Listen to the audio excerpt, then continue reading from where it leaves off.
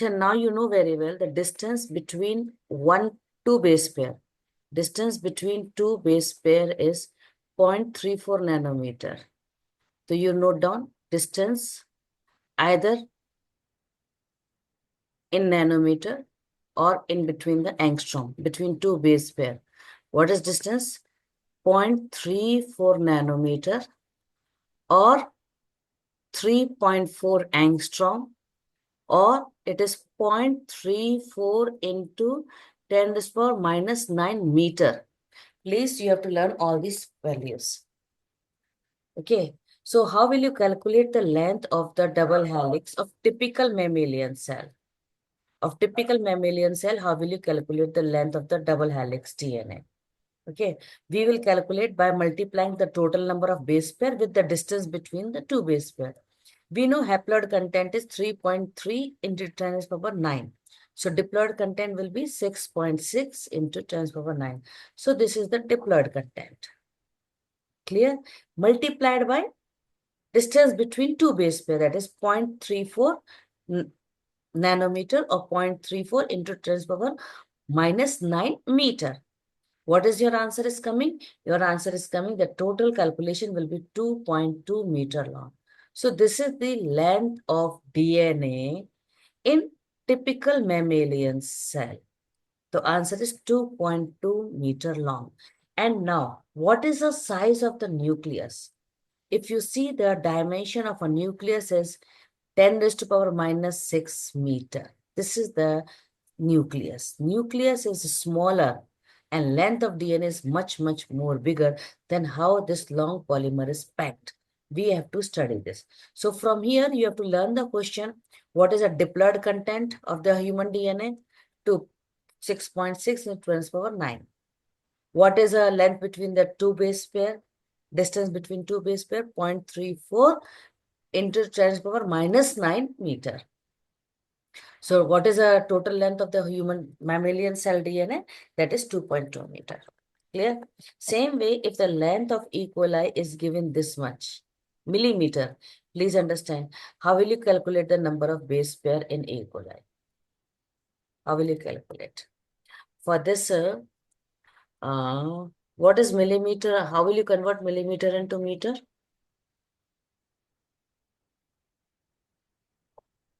How to convert?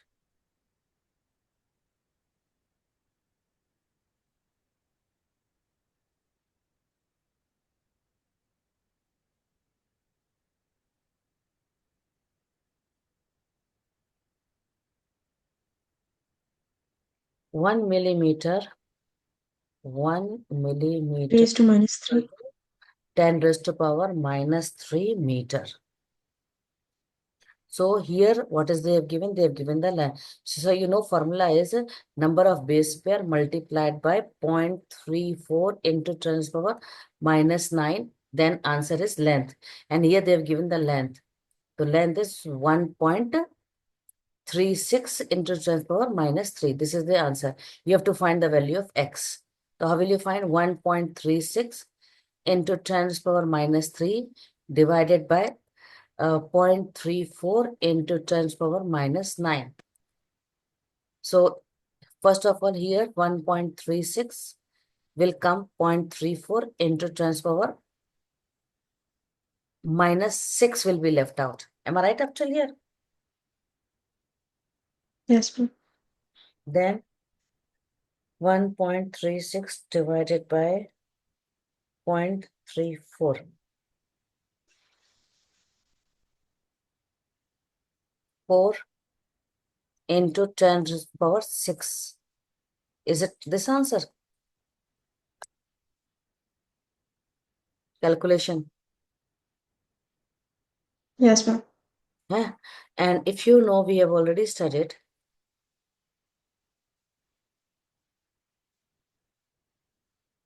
What is the length of, how many base pairs are present in E. coli? It was given 4.6 into 10 to the power 6. E. coli, yes. Understood? 4. Yes, ma'am. And here, what they have given you the millimeter. So if the length of the equali DNA is this much, how will you calculate the number of base pair? So we know 1 millimeter formula is simple. Once again revise. 1 millimeter is equal to this meter. And we have to apply the formula. Total number of base pair. Total number of base pair multiplied by distance will give you length. Length is given here. Total number of base pair is x multiplied by distance, and this is the length given. So you substitute every values and you will get answer this. Is it clear? I hope so this topic might be easy for you. Yes, ma'am. Now, in prokaryotes, you know very well, you will not find DNA packing is done with the help of histone proteins. Okay, they are not done with the help of histone proteins, and they are not scattered also. They are attached to the cell membrane with the help of infolding of the cell membrane, which is known as mesosome, which you have already studied in the 11th class. So this is a infolding of the cell membrane known as mesosome, which is holding the genetic material, which is circular DNA, only one DNA. DNA is one, but it is double strand and circular. So in prokaryotes, E. coli, though they do not have any defined nucleus, but DNA is not scattered. It is not scattered. Okay, it is kept in this position. This position where DNA is present, it is behaving like a nucleus. This place is known as nucleoid, nucleus-like nucleoid. And I'm telling it is an infolding of membrane, cell membrane. Cell membrane means lipid and protein. So what happened? DNA is not scattered because DNA is negative charge. And DNA is negative charge, why? Because of phosphoric acid. Phosphoric acid is a acid. Why? Because it can donate the proton. So it is having a negative charge after donating the proton. So it is held with some protein which are positive charge in a region called nucleoid. Clear? So region is nucleoid, and if you see it is making a loop. So DNA in the nucleoid is organized in the form of a loop. And this loop is maintained with the help of protein. So which protein? Basically membrane protein. Okay, membrane protein is held with some membrane protein. So I hope so this much packing of the DNA in prokaryotes. So this paragraph is for packing of DNA in prokaryotes. Now next is for the packing of DNA in eukaryotes. So first of all, now we are using a set of positive charged, and if positive charge, they are basic protein. And basic protein means histone protein because DNA is acidic and it is negative charge. We studied that DNA is acid and it is negative charge. So histone proteins are basic and they are positively charged, and we are using set. So how many set? Let me just write it here. We use H1, H2A, H2B, H3, and H4. We are using 2 copies of each to form histone octamer. Let us assume this is your H2A. At the back also assume H2A. This is H2B. At the back also assume H2B. This is H3. At the back also assume. And this is H4. So histone octamer. So first of all, histones are organized to form a unit of 8 molecule called histone octamer. First of all, histone octamer is clear. Now we say they are rich in basic amino acid because we are saying they are made up of basic protein. So it means they should be rich in basic amino acid. And basic amino acid are lysine and arginine. So histones are rich in basic amino acid, that is lysine and arginine. And because they are basic, so they are having positive charge. So depending upon which amino acid more they are having, they will have the charge. If they are having acidic amino acid, we will say acidic protein. If any protein is having basic amino acid more, we will say basic protein. And histone proteins are rich in basic amino acid. So protein acquire charge depending upon which amino acid is abundant. Histone proteins are rich in basic amino acid, that is lysine and arginine. And because of which they carry positive charge. So histone proteins are actually positively charged protein, and we use set. It's not, this word is also important. We use set. Total types are 5, in which we have made 2 copies of each to form histone octamer. Let us assume this is one histone octamer. This is second histone octamer, and DNA is wrapped twice over it. Let me do the wrapping of DNA. 1 turn and 2 turn. Okay, 2 turn. And again, it is going on next histone octamer, 1 turn and 2 turn. This is the way it is going on. So just see the line carefully. The negatively DNA charge is wrapped around the positive charge histone octamer to form this structure called nucleosome. Okay. And if you see diagram, check diagram, 2 turns of DNA. 1, 2 turns of DNA.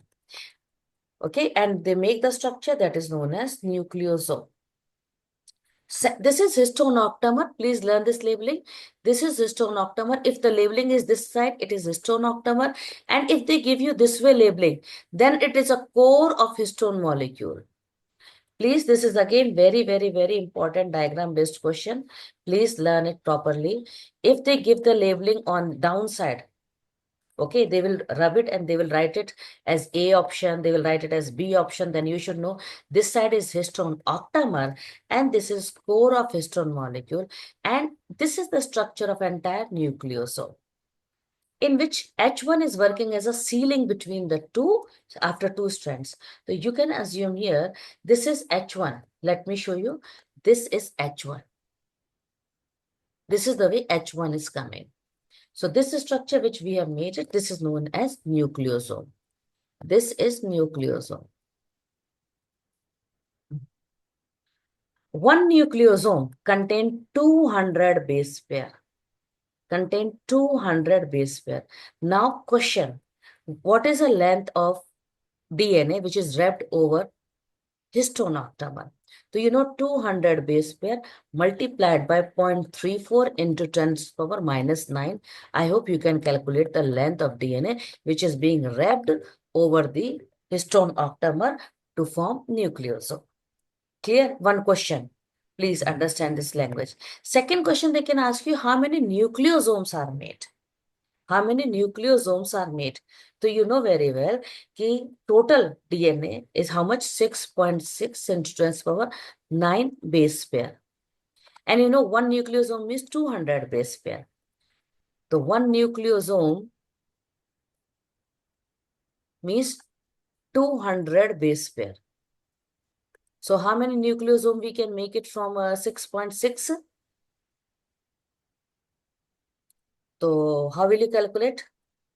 So you will calculate nucleosome is, first of all, this total base pair divided by 200. And you will get the answer, how many nucleosomes. So you can calculate it. 3.3 into 10 raised to power 7 nucleosome, you will get it.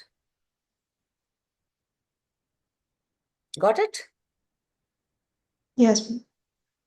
And this is also, they will ask you the question, so you should know these languages. 2 languages of the question I've discussed. One, what is the length of the DNA which is wrapped over a histone octamer to form nucleosome, and how many nucleosomes? So you know very well, 200 base pair means 1 nucleosome. So 6.6 into 10 to the power 9 base pair means how many nucleosome? So 6.6 to 10 to the power 9 divided by 200. So you can calculate, answer is 3.3 into 10 to the power 7 nucleosome. The true model of the question I have discussed. Now, nucleosomes, if you see in this diagram, these are appearing as a bead. Can you see bead? So nucleosomes are appearing as a bead on string. They are appearing as a bead on string. And let me draw, this is a string. In between, this is a string. So it is appearing as a bead on string. So nucleosome in chromatin are seen as beads on string when you see under electron microscope. So when you see under electron microscope, beads are nucleosome, and string means DNA, means entire chromatin, you can say. So nucleosome, they are, now next line, please understand carefully. Nucleosome, they are the repeating unit of structure in the nucleus called chromatin. Means chromatin is made up of nucleosome. You can say chromatin is made up of nucleosome. Come here, see, the bead on string structure is packed to form chromatin fiber, which is further coiled and condensed at metaphase to form chromosomes. If any doubt in this line, please understand it. Once again, I'm repeating it. Please try to cooperate. I'm just trying to say, first of all, histone octamer. Okay, histone octamer over which DNA is wrapped to form nucleosome. Okay, histone octamer, DNA is wrapped to form nucleosome. So first of all, I've explained you the diagram also. In diagram, you have to see how to read the where is histone octamer word, where is core of histone molecule is there, and where nucleosomes. So once again, see, histone are organized to form a unit of 8 molecules. Octamer, DNA is wrapped to form nucleosome. One nucleosome contains 200 base pair. And nucleosome appear as bead on string when seen under electron microscope. Clear? Nucleosomes, they are the repeating unit of structure. So they are repeating unit of which structure? Chromatin. Nucleosomes are repeating unit of which structure? Chromatin. Okay, and what is beads? Beads are nucleosomes. String is DNA. And this is known as, finally, they are making chromatin. Beads on string structure in chromatin. Because this, you will see, this packing is, this word is actually at a chromatin. You will find this is chromatin. In chromatin, you are finding beads on strings. So nucleosomes. Nucleosomes are beads. So beads on string structure in chromatin. Clear? This word is very important. They are packing. Chromatin will pack. Chromatin will pack to form chromatin fiber. The chromatin will packed to form chromatin fiber. Sequence, understand? First, DNA was packed. First, DNA was packed to form nucleosome. Then nucleosome is becoming into chromatin as beads on string. Then chromatin is packed to form chromatin fiber, which is again further condensing to form chromosomes. I hope sequence you are getting it. Yes. And you will see chromosome at metaphase stage. Now, if you are doing the packing, at higher level require other protein, and those proteins are not histone proteins, and they will help you to make chromosomes. So they are known as non-histone chromosomal protein. These proteins which are used at higher level of packing, so packing of chromatin at higher level require additional set of protein, and they are known as non-histone chromosomal protein. Because you are not using histone protein, so non-histone, and you are using them to make chromosome to chromosomal. So non-histone chromosomal protein. And if you see chromosome, you will see during metaphase stage. Metaphase stage is of cell division. And in cell division, we studied in the 11th class in the nucleus. In place of nucleus, you will see chromosome at the time of cell division. In place of nucleus, you will see chromosome at the time of cell division. In the 11th class NCERT cell chapter, it is written there. It means chromatin or chromatin fiber you can see only in the interface, means where nucleus is present. So now once again, focus this line. In a typical nucleus means it is in the chromatin area. Some region of chromatin are loose packed. Because they are loose, they will be appearing light in color. And you say such chromatin is true chromatin, euchromatin. And euchromatin can be used for transcription. Transcription means you can prepare messenger RNA from DNA. Other type of chromatin, which is densely packed, which is turned dark, and it is transcriptionally inactive. We say that is known as heterochromatin. So you can write down here heterochromatin and euchromatin.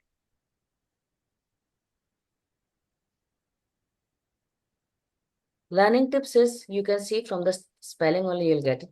T word is here, T. It means here tightly coiled. DNA is tightly coiled. And imagine if something is tightly coiled, if you put a color, it will entirely hold the color. So it will be dark stain. And it will not be able to do any work. Means DNA cannot do the transcription. Transcription inactive. So euchromatin means, U word means true. So opposite you can write down loose coiled. It is light stain. And you can write down transcriptionally active.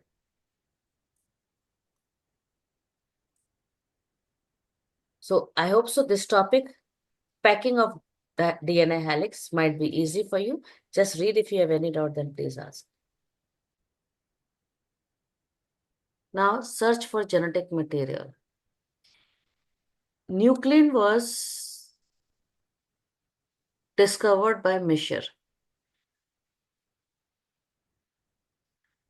Principle of inheritance was given by Mendel. And they both were in the same time. Now, can you recall in which year the Mischer has told the DNA to be a nuclein? See here, DNA was identified as an acidic substance present in the nucleus, but he named the word nuclein in 1869.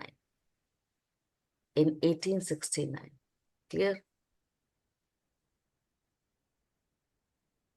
So, in 1869, he has given the word nuclein for a DNA, who has given Mischer. Principle of inheritance was discovered by Mendel in 1869, nearly at the same time. We're almost at the same time. But DNA act as a genetic material. It has taken a long time to be discovered and proved also. By 1926, to know the mechanism for genetic inheritance has reached to the molecular level. Now they want to know which molecule work as a genetic material. Mendel's discovery, Sutton Bowry discovery, Thomas Hunt Morgan discovery, and other scientists' discovery has at least helped us to know that it is a chromosome which is carrying the genetic material. Has narrowed the search to the chromosome, and they've got an idea. It's a chromosome which carries the genetic material, and it is located in nucleus of most cell. But now question come again in the mind. Okay, fine, chromosome is the one which carries the genes, but you know very well what is chromosome made up of. Chromosomes is made up of DNA and protein. So again, questions start out of this. Who is genetic material? Is it DNA or is it protein? But the question of which molecule was actually genetic material is not answered till now. And everyone came to the conclusion it's a chromosome. But in chromosome, we know two components are there, DNA and protein. So which one is working as a genetic material? That was again a problem that time. Now, in 1928, it was Griffith who was working on one bacteria. Bacteria name was Streptococcus pneumonia. And he found transformation in bacteria. And it was miracle for him to observe it. What he found that living organisms, bacteria can change in physical form. Two forms of bacteria are there. One make smooth colonies. We say S bacteria. Why? Because S bacteria has a mucus means polysaccharide coat.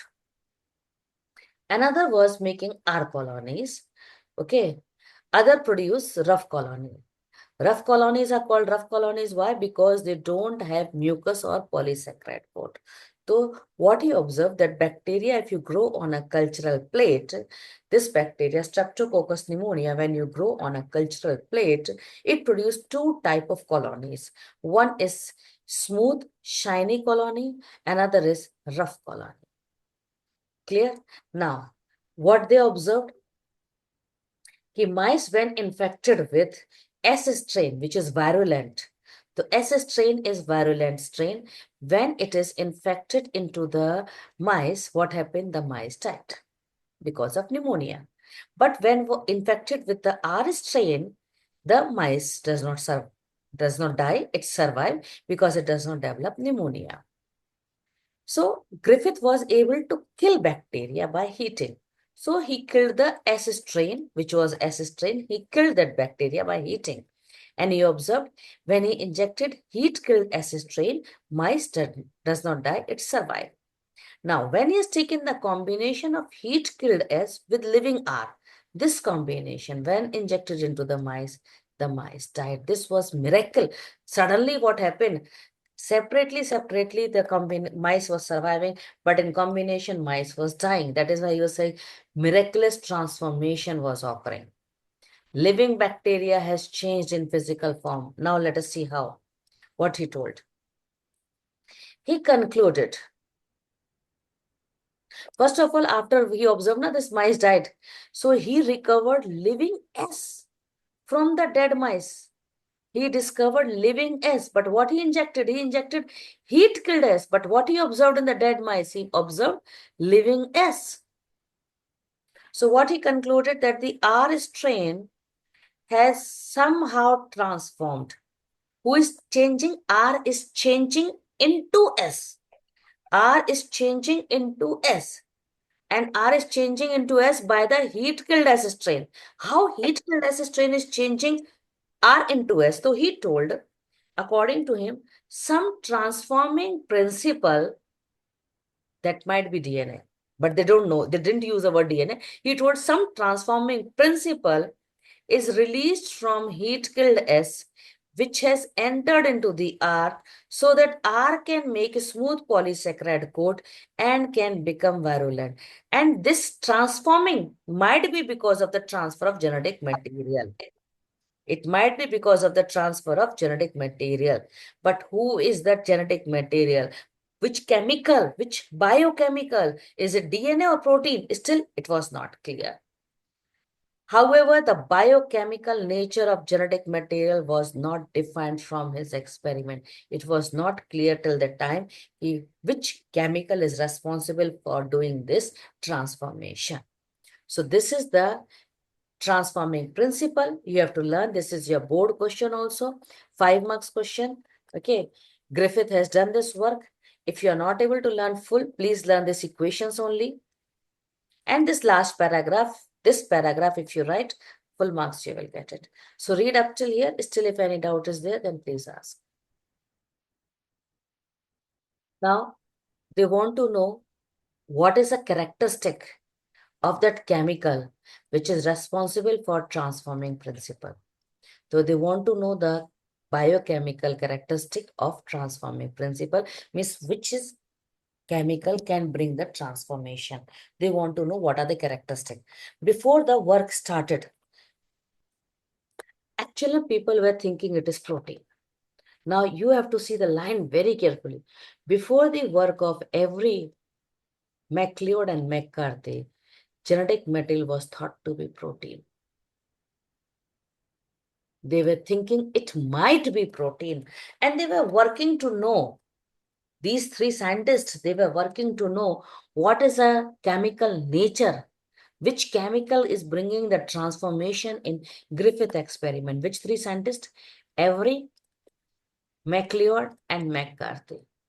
But before their work, before these three scientists' work, what people were thinking? People were thinking it might be protein. And they wanted to know which chemical. So what they have done to know it, they purified biochemical like protein, DNA and RNA from heat-killed S. They want to see who can change R into S, who can change living R into S. And they found only DNA from S can bring the change. Only DNA from S can bring the change. And what they observed, that protein digesting enzyme and RNA digesting enzyme is not affecting transformation. No change if you add protein digesting enzyme or if you add DNA, RNA digesting enzyme. But if you add DNase, then transformation is affected. Please learn this line carefully.